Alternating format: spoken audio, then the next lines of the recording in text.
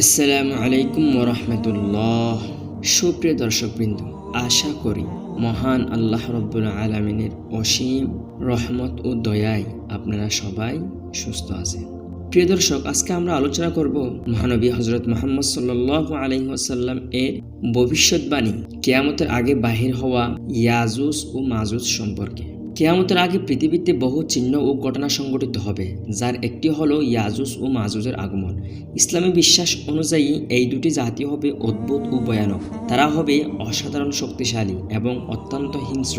পবিত্র কোরআন এবং হাদিসে তাদের উল্লেখ করা হয়েছে এমন একটি জাতি হিসেবে যারা পৃথিবীতে ধ্বংস ও অরাজকতা সৃষ্টি করবে। তবে এই ইয়াজুজ ও মাজুজ কারা হবে এবং তারা কিভাবে পৃথিবীতে ধ্বংসলীলা চালাবে এ সম্পর্কে বিস্তারিত জানতে পুরো ভিডিওটি একদমই স্কিপ না করে দেখতে থাকুন। ইয়াজুজ ও মাজুজ শব্দ দুটির উৎপত্তি উজাজ শব্দ থেকে, যার অর্থ শুকনো অথবা কর্কশ। আবার আরেকটি শব্দ আলাস থেকে এর উৎপত্তি, যার অর্থ যখন শত্রু খুব দ্রুত এগিয়ে আসে, আক্রমণ করে। অর্থাৎ ইয়াজুজ ও মাজুজের চরিত্র ঠিক এমনই হবে। তারা এতটাই আক্রমণাত্মক হবে যে কেউ তাদের সামনে থেকে জীবিত ফালাতে পারবে না। পবিত্র কোরআনে উল্লেখ হয়েছে কিয়ামতের আগে আসবে ইয়াজুজ ও মাজুজ নামের দুটি জাতি। ইয়াজুজ ও মাজুজ জাতি দুটি এক পরহেজগার বাদশার আমলে ছিল, যে বাদশাকে বলা হয় জুলকরনাইন অর্থ দুই শিং ওয়ালা মানুষ। সেই রাজার মুকুটে শিং ছিল বলেই তাকে এই নাম ধরেই ডাকা হয়। মুফাসসিরিনদের ধারণা জুলকরনাইন ছিলেন খুবই ক্ষমতাধর একজন শাসক এবং তিনি ছিলেন একজন ঈমানদার। তিনি তার সৈন্যদল নিয়ে পৃথিবীতে ভ্রমণে বের হতেন, দেখতেন পৃথিবীতে কে কোথায় নির্যাতিত হচ্ছে। তিনি তার জীবন পার করেছেন ন্যায় বিচার।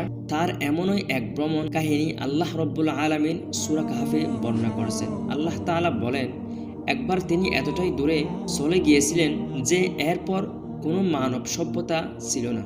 সেখানে দুটি পর্বতের মাঝে তিনি এক জাতিকে দেখলেন, যাদের ভাষাও তিনি বুঝতে পারছিলেন না, কারণ তারা সভ্যতা থেকে এতটাই দূরে ছিল যে তাদের ভাষাও দুর্বোধ্য ছিল।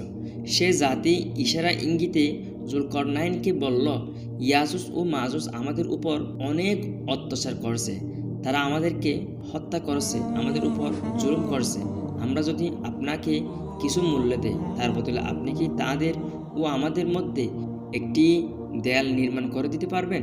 উত্তরে জুলকরনাইন বললেন, আমার রব আমাকে যা দিয়েছে তা তোমাদের উপহার থেকে অনেক ভালো।